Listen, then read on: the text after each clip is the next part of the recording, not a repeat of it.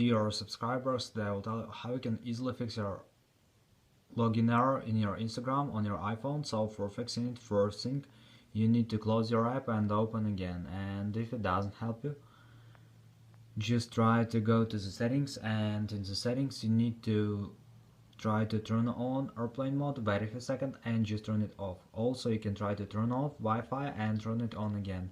Also do it with mobile data or cellular data, just turn off and turn on again.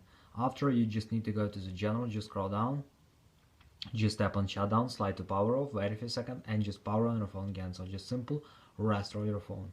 And if it doesn't help you, just check if you write correct password and username. Also you can try to go to App Store, just go to search tab, in search tab just write Instagram, and if you see here not open but update, just tap on update and wait until it will successfully update your Instagram app on your iPhone. So this is the way how you can also try to fix it. So thanks for watching, have a nice day, subscribe to my channel, click like, and goodbye.